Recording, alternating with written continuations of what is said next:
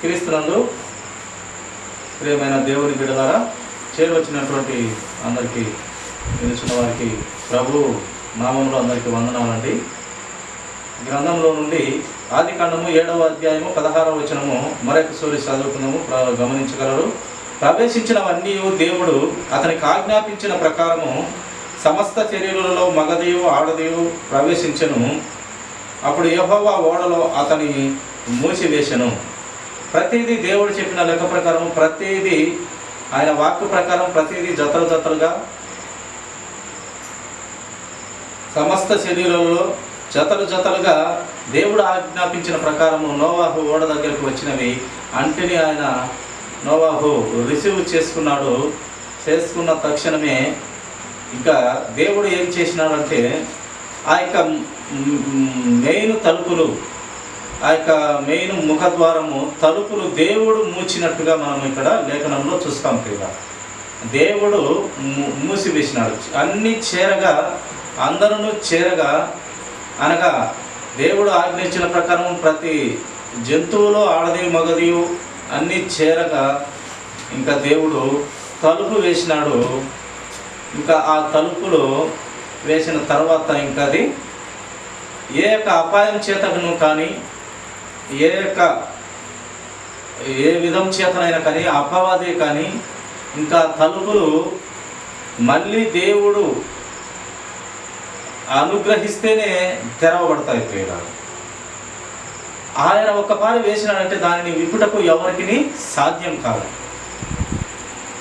అటువంటి దేవుడు చక్కగా ఓడకు ఇన్ని మూరలతో తయారు చేసి చెప్పిన వాటి ప్రకారం జతలుగా వచ్చిన వాటిని చక్కగా లోపలికి చేర్చి ఆయన చివరిగా తలుపులేసి ఆయన చెప్పినట్టుగా 40 దినములు రాత్రింబగళ్ళు ఆయన వర్షాన్ని, ప్రచండమైన వర్షాన్ని కురిపించి అక్కడ ఉన్నటువంటి జన సమూహాన్ని, పశుపశాలను అన్నిటినీ జతలుగా అన్ని ఎక్కించిన తర్వాత మిగతా అన్నిటినీ దేవుడు ఆ యొక్క జల ప్రళయం ద్వారా అన్నిటినీ మరణమయ్యేందుకు ఆ యొక్క వర్షాన్ని, ప్రచండమైన వర్షాన్ని కురిపించినట్టుగా మనం చూస్తాం కదా. అలాగే ఆ యొక్క వర్షము ఇంచుమించుగా 150 రోజులు ఆ యొక్క నీరు ఆగిపోలేదు. 40 దినాలు వర్షం పడింది. 150 రోజులు ఆ నీరు తగ్గిపోలేదు. పర్వతాలు సైతం మునిగిపోయి ఒక కొండ మీద, ఒక ఆరారాతు కొండ మీద ఆ యొక్క తయారు చేసినటువంటి నోవాహు తయారు చేసినటువంటి ఓడ ఆ కొండ మీద నీరు తగ్గగా చక్కగా కొండ మీద నిలిచాను. అది ఇప్పటికీ మనకు ఒక దేవుని ఆ ప్రణాళికలో, దేవుని ఆలోచన, ఆ చరిత్రలో నిలిచి ఉండాలని దేవుడు ఇప్పటికీ ఆ యొక్క ఆరారాతు కొండ మీద ఆ యొక్క ఓడ గుర్తులు ఇప్పటికీ ఈ యొక్క శాటిలైట్ ద్వారా కనపడుతుందంట ప్రియుల. ఆ యొక్క ఓడ ఆకారము చక్కగా కనపడుతుంది. ఆ ఓడ ఆకారం మీద ఎంతోమంది శాస్త్రవేత్తలు కూడా ఆ యొక్క ఓడని పరిశీలించినట్టు, అది ఏ చెట్టు చేత తయారు చేయబడింది అని అన్నీ పరిశీలించినట్టుగా మనము నేటికి అది దేవుని ప్రణాళికలో భాగంగా ఆ యొక్క ఆలోచన ఇప్పటికీ అది మనకు కన్నులకు కట్టినట్టుగా దేవుడు దాన్ని ఒక దేవుని కార్యము ఇది జరిగిందని నిరూపించుటకు చరిత్ర ఆధారాలతో అక్కడ ఆరారాతు కొండ మీద నిలబడి ఉందంట ప్రియుల. 40 దినాలే వర్షం పడింది. 150 రోజులకు ఆ నీరు ఇంకిపోలేదు. తర్వాత మొట్టమొదటిగా ఒక కాకిని బయటకు పంపి అది నీరు తగ్గిందా లేదా అని తెలుసుకోవటము, ఈ యొక్క క్రమం మనము దేవుని గ్రంథంలో చూస్తాం ప్రియుల. అలాగే ఈ యొక్క క్రమంలో చూడండి, దేవుడు ఒక నెల 17వ రోజున అంటూ దేవుడు ఒక వాక్యాన్ని కూడా అక్కడ వ్రాయిస్తూ వచ్చినాడు ప్రియుల. 7వ నెల 17వ రోజున ఆ కొండ మీద నిలిచి ఉన్నట్టుగా ఆ నీరు తగ్గిపోయి 150 రోజుల తర్వాత ఆ యొక్క కొండ మీద ఆ 7వ నెల 17వ రోజున అక్కడ నిలిచినట్టుగా మనము లేఖనాలలో మనం చూస్తాం ప్రియుగా. కనుక దేవుడు కార్యం చేస్తే అది అది ఎప్పటికీ స్థిరంగా నిలుస్తుంది. ఒకసారి ఆయన కార్యం చేసి తలుపులు వేసినాడు, మళ్ళీ తర్వాత ఏ సమస్యలో మధ్యలో అది ఊడిపోకుండా ఉన్నట్టు దేవుడు ఆ యొక్క తలుపును భద్రపరిచి ఆయన వేసినట్టుగా మనము గ్రంథంలో చూస్తాం. ఆయన కార్యం చేయగా ఎవరు ఆపును, ఏ నరమానవాళి ఆపుతాడని దేవుని మాటగా ఆయన కార్యం చేస్తే అలా గొప్పగా చరిత్రలో కూడా నిలిచిపోతుంది ప్రియుల. చూడండి, మరొక దేవుని వాక్యం చూసుకుందాము.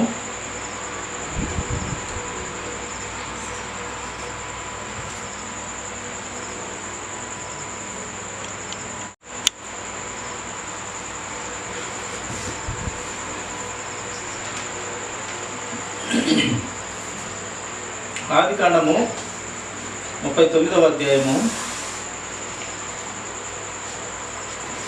5వ వచనము చదువుకున్నాం. అతడు తన ఇంటి మీదను తనకు అంతటి మీదను అతని విచారణకర్తగా నియమించిన కాలము మొదలుకొని యెహోవా యోసేపు నిమిత్తము ఆ ఐగుప్తుని ఇంటికి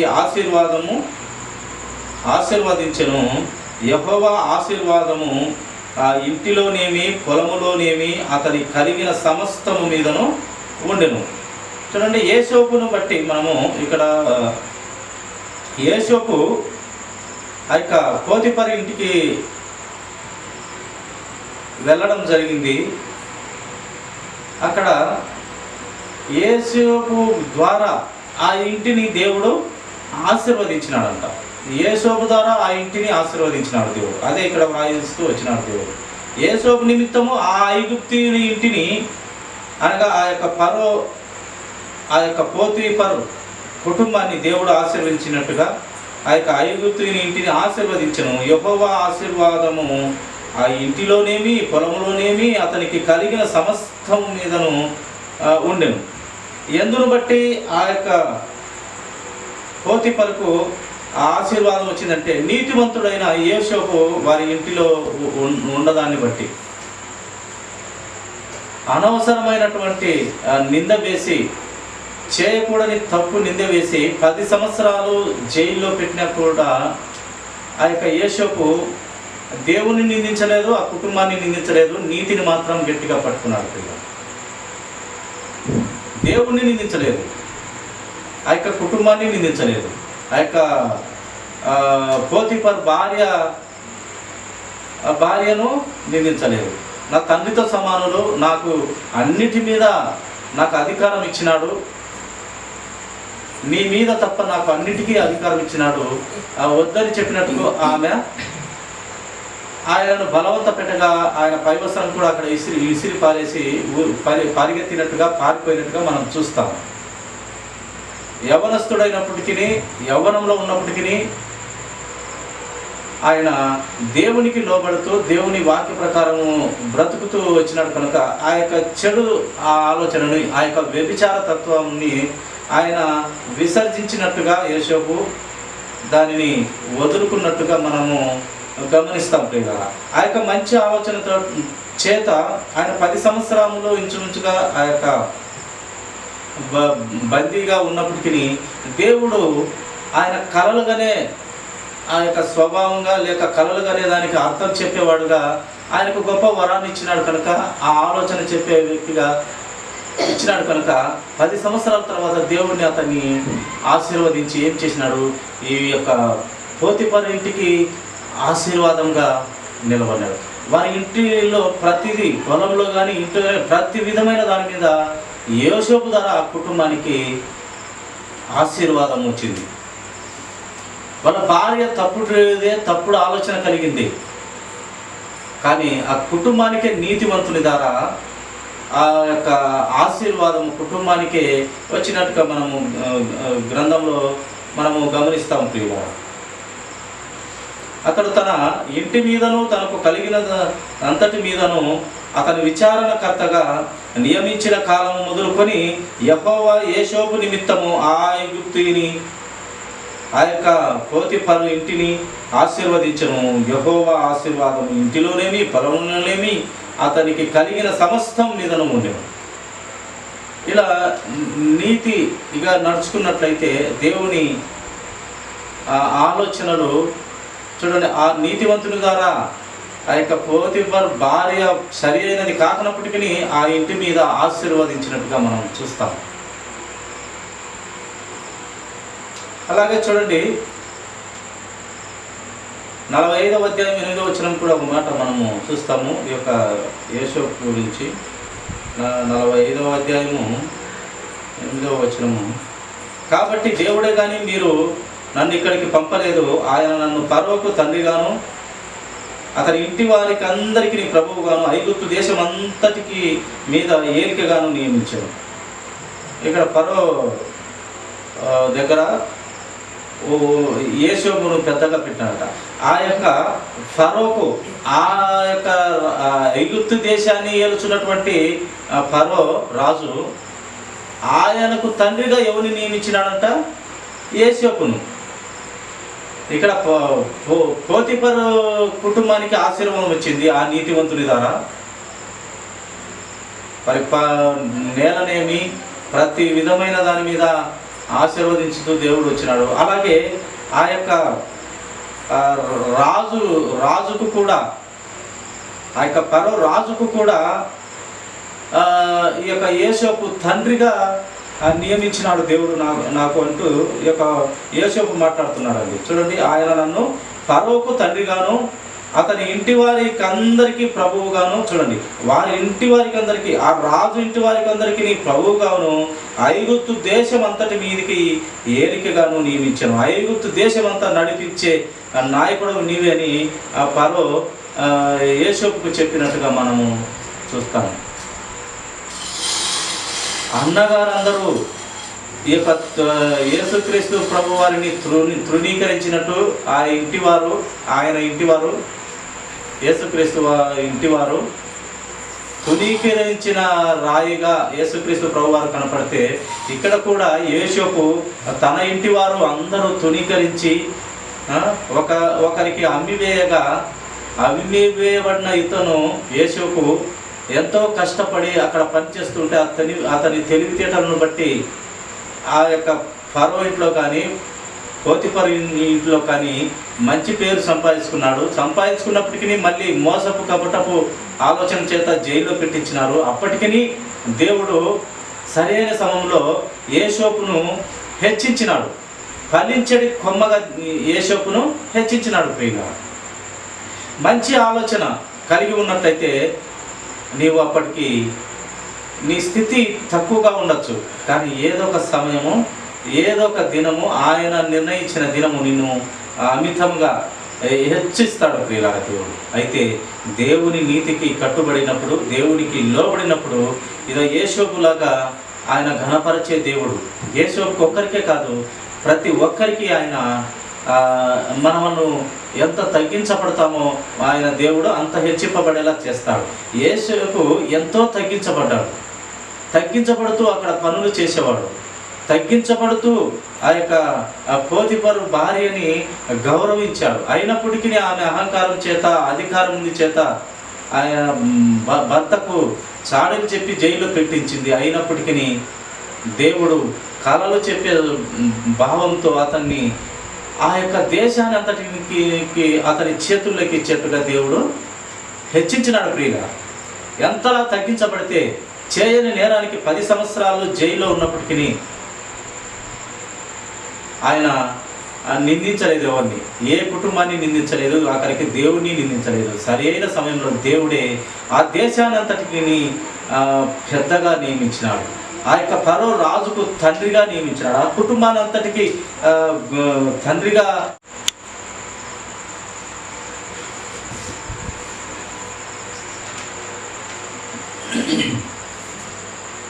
ఆదికాండము 39వ అధ్యాయము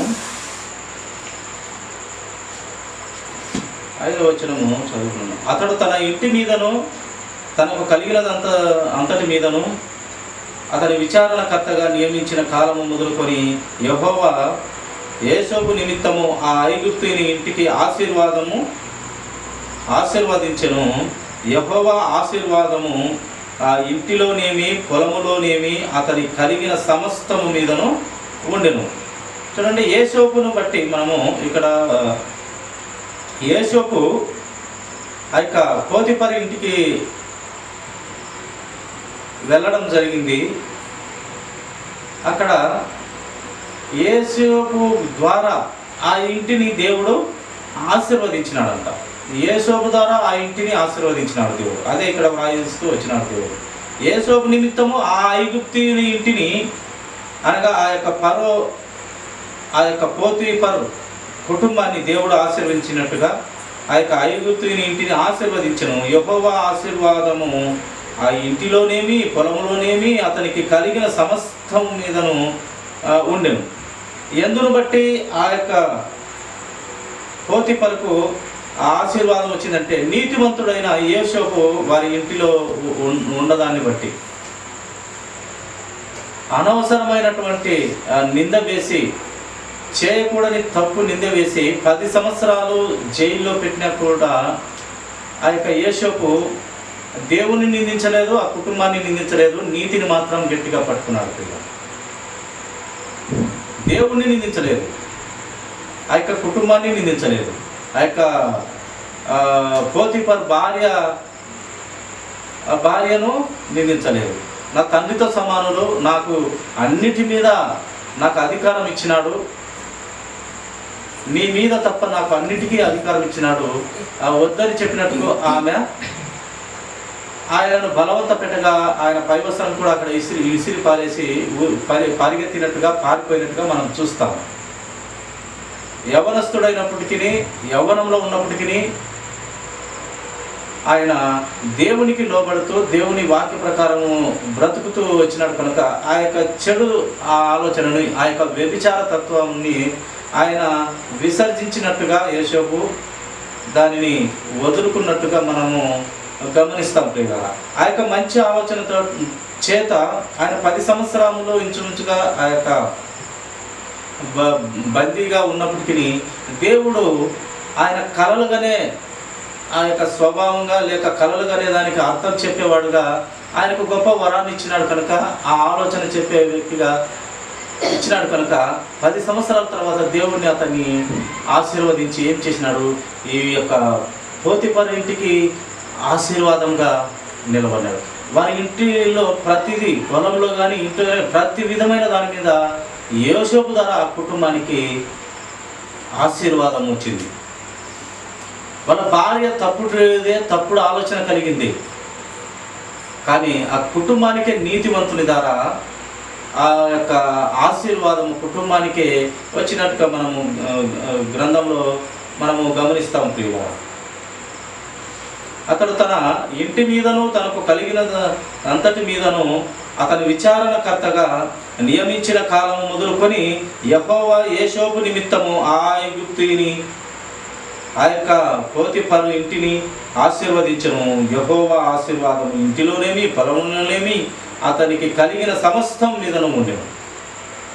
ఇలా నీతిగా నడుచుకున్నట్లయితే దేవుని ఆలోచనలు చూడండి, ఆ నీతివంతుని ద్వారా ఆ యొక్క పోతిఫర్ భార్య సరి అయినది కాకున్నప్పటికీ ఆ ఇంటి మీద ఆశీర్వదించినట్టుగా మనం చూస్తాం. అలాగే చూడండి, 45వ అధ్యాయం 8వ వచనం కూడా ఒక మాట మనము చూస్తాము ఈ యొక్క యోసేపు గురించి. 45వ అధ్యాయము 8వ వచనము, కాబట్టి దేవుడే కానీ మీరు నన్ను ఇక్కడికి పంపలేదు, ఆయన నన్ను ఫరోకు తండ్రిగాను అతని ఇంటి వారికి అందరికీ ప్రభువుగాను ఐగుప్తు దేశం అంతటికి మీద ఏలికగాను నియమించాను. ఇక్కడ ఫరో దగ్గర యోసేపును పెద్దగా పెట్టాడట. ఆ యొక్క ఫరోకు, ఆ యొక్క ఐగుప్తు దేశాన్ని ఏలుచున్నటువంటి ఫరో రాజు ఆయనకు తండ్రిగా ఎవరిని నియమించినాడంట? యోసేపును.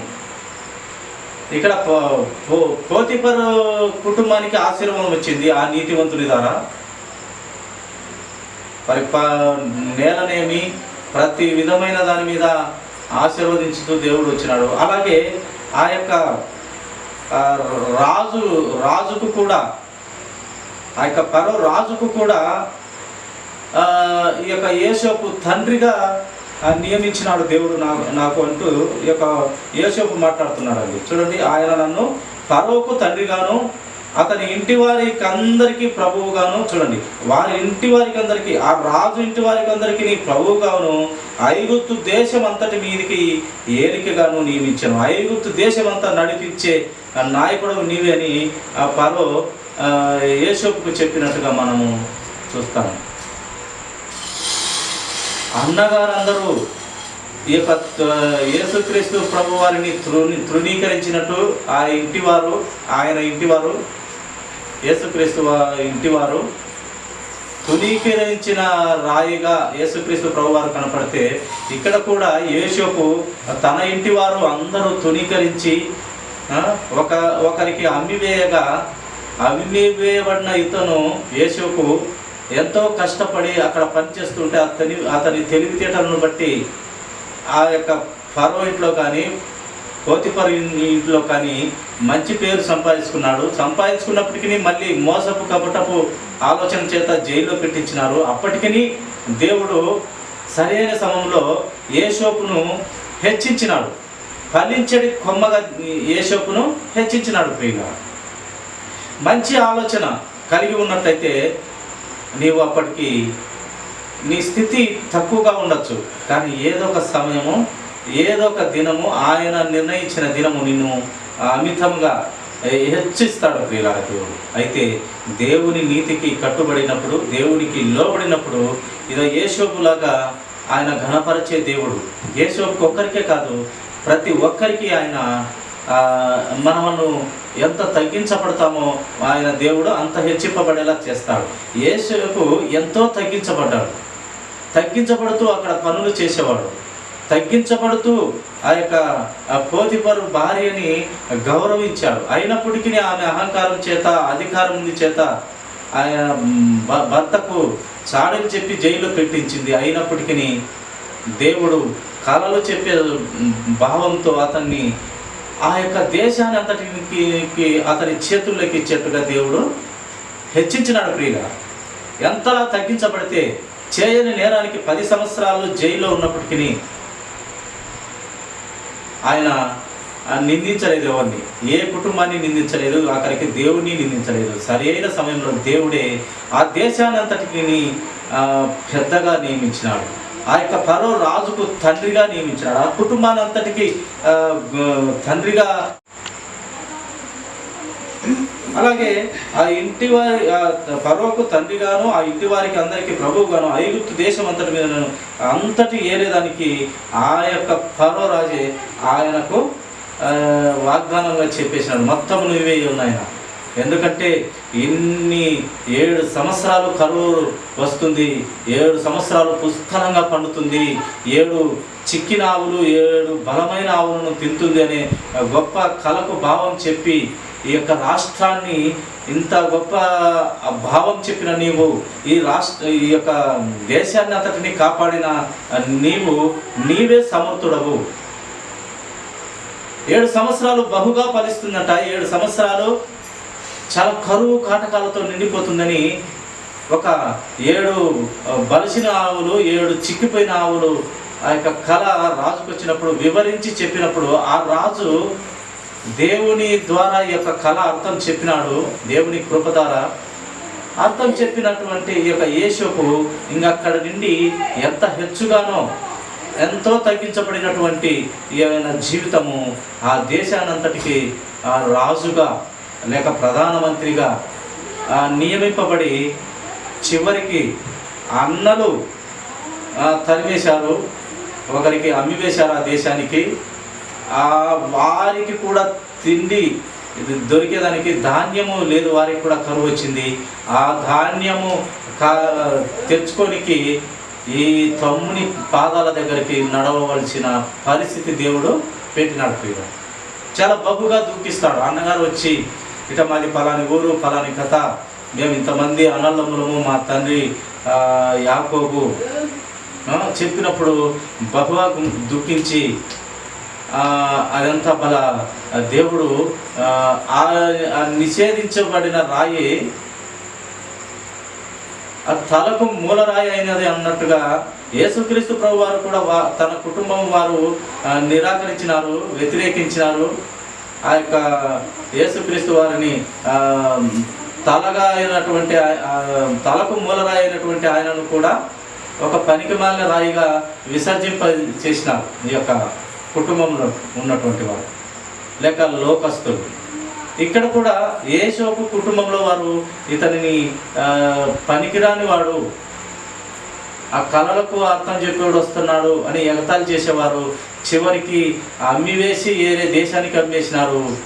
కానీ ఆ కుటుంబాన్ని, ఆ అన్నదమ్ముని, ఆ తండ్రిని చివరికి ఆ తమ్ముని కాళ్ళ వద్దకే వచ్చి ఒకానొక సమయం ఆయన కలగన్నాడు. సూర్య చంద్రుడు నా పాదాల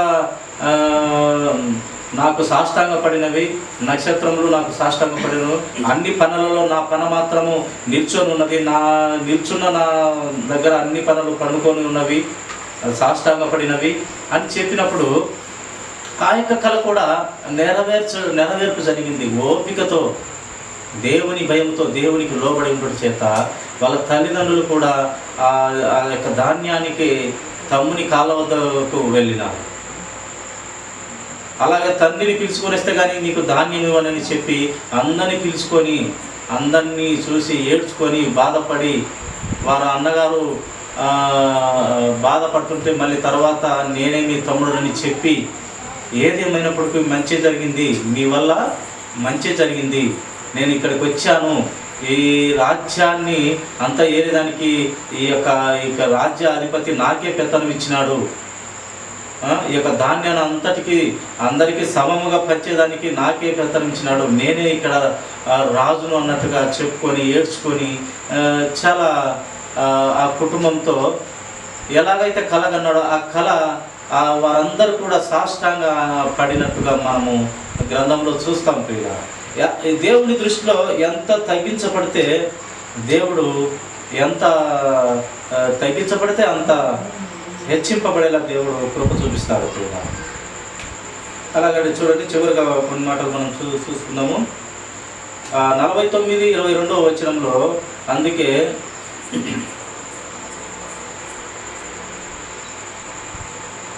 ఆయనకు ఫలించడి కొమ్మగా దేవుడు ఆయనకు ఈ మాట వ్రాయించినాడు. ప్రియుల, యేసోపు ఫలించడి కొమ్మ, ఊట వద్ద ఫలించడి కొమ్మ దాని రెమ్మలు గోడ మీదికి ఎక్కి వ్యాపించును. ఫలించడి కొమ్మగా విస్తారమైన ఫలాలు ఫలించే యేసోపు ఫలించడి కొమ్మ.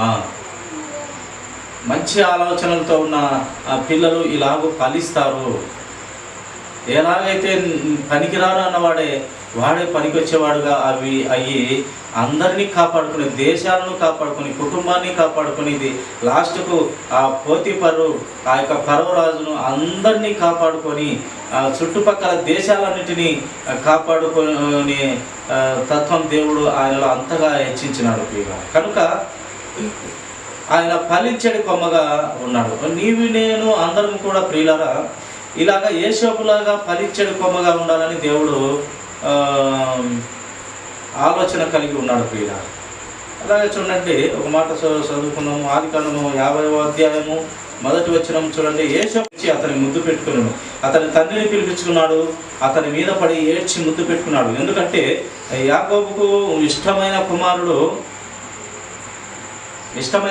యేసోపు. అతనికి ఒక నిలువు టంగి కుట్టించి సంతోషపడేవాడు. అందరికీ మామూలుగా కుట్టించి అతనికి మాత్రము రంగురంగుల ఒక నిలువు టంగి కుట్టించి ముద్దు కుమారుడు లాస్ట్ వాడని సంతోషపడిన ఆ యొక్క తండ్రికి చివరినిగా కలుసుకున్నప్పుడు ఏడ్చి ముఖం మీద పడి ముద్దు పెట్టుకొని ఆయన యేసోపు ఆ యొక్క ఆనందంతో చేర్చుకొని ముద్దు పెట్టుకున్నట్టుగా మనము చూస్తాము. ఆయన చనిపోయినప్పుడు కూడా ఎవరు? యేసోపు. 7వ వచనంలో చూసినట్లయితే ఆ యొక్క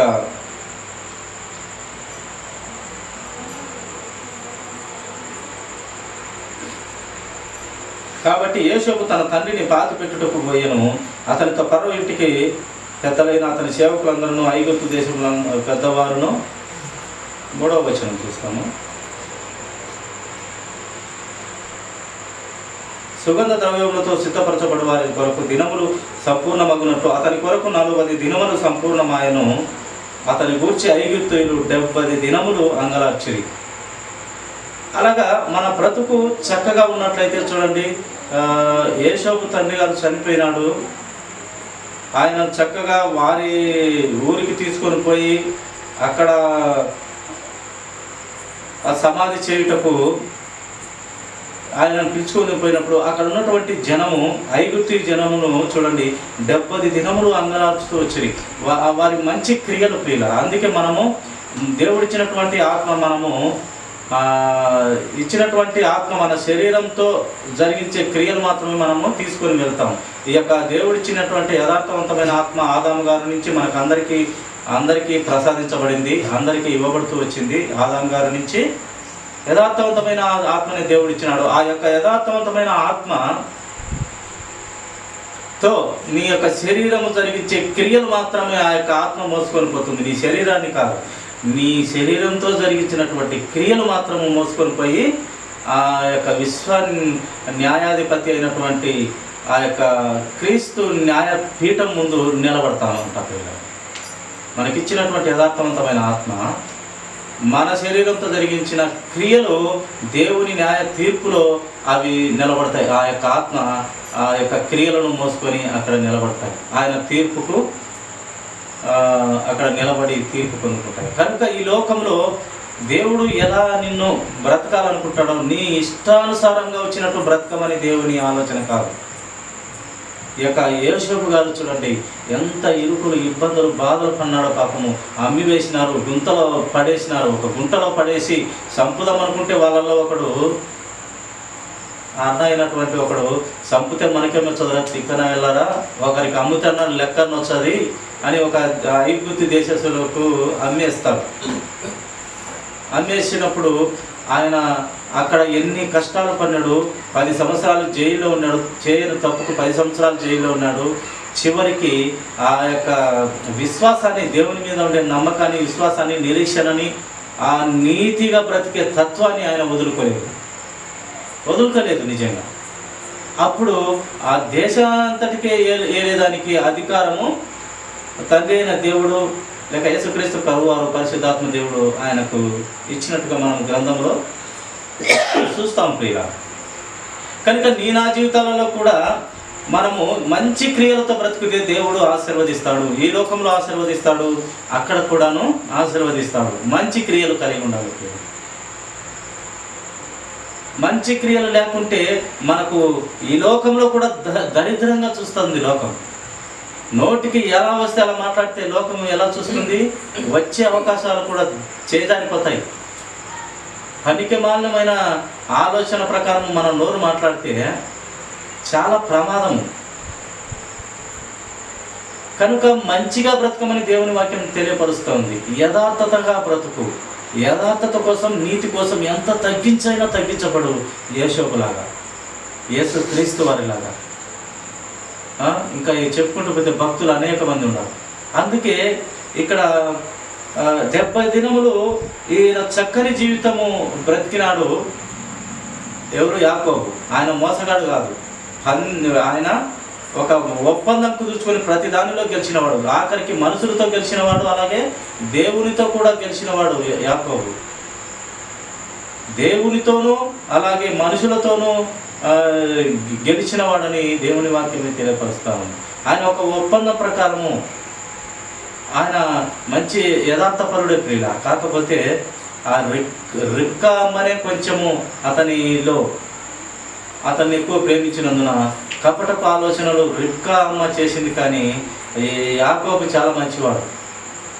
ఆయన ఒక డీల్తోనే ఏదైనా చేసుకుంటూ వెళ్ళేవాడు. అందుకే ఆయన క్రియలు మంచివి కనుక ఇక్కడ ఐగుప్తు ప్రజలు 70 దినములు అంగలార్చుతూ వచ్చినారు. మన బ్రతుకులు కూడా రేపటి దినాన మనము ఎప్పుడు చనిపోతామో, ఎప్పుడు మనము జీవితం మట్టుకు బ్రతికే ఉంటాయి. అవి చెడ్డవైనా సరే, మంచి అయినా సరే. చెడ్డమైనటువంటి చెడ్డయే మాట్లాడతారు, మంచి అయినటువంటి మంచిగా మాట్లాడతారు. అమ్మ చచ్చిపోయిందని మంచి అని ఎప్పుడు మాట్లాడు. వాళ్ళు చేసిన పనికి మాలినట్టు కూడా అప్పుడప్పుడు జ్ఞాపకం చేసుకుంటూ లోకం. దేవుడైతే ఇంకేది ఎదవడు. ఆడ న్యాయ తీర్పులో ఇంకా అన్నీ లెక్క చెప్పాల్సిందే. ఆయన ఇంకా ఇట అగ్నికాలేదానికి పంపిస్తాడు, ఇట ఆనంద రాజ్యంలోకి పంపిస్తాడు. అది ఆయన చిత్తంలో, ఆయన తీర్పు మీద ఆధారపడి ఉంటుంది. కనుక మనం యథార్థంగా నీతిగా బ్రతకాలనే దేవుని వాక్యం తెలియపడుతుంది. నీ ఇష్టం వచ్చినట్టు నీవు బ్రతికేదానికి లేదు మన జీవితం. మన జీవితము మనకు నచ్చినట్టు మనం బ్రతికేదానికి లేదు. దేవుని వాక్య ప్రకారం బ్రతికితే మనకు మంచిది, మనకు దీవెన, ఆశీర్వాదము. చూడండి, నీతిమంతుడైన యోసేపు చక్కగా బ్రతికినాడు. ఆ యొక్క పోతిఫరు భార్య పనికిమాలదైనప్పటికీ ఆ కుటుంబం ఆశీర్వదించబడింది. ఇతను నీతిమంతుడైన ఉండన ఆ కుటుంబము ఆశీర్వదించబడింది. ఇతడు నీతిమంతుడైందన ఆ దేశం అంతా కూడా ఆశీర్వదించబడింది. 7 సంవత్సరాల కరువు, 7 సంవత్సరాలు పుష్కలంగా ధాన్యం పండుతుంది.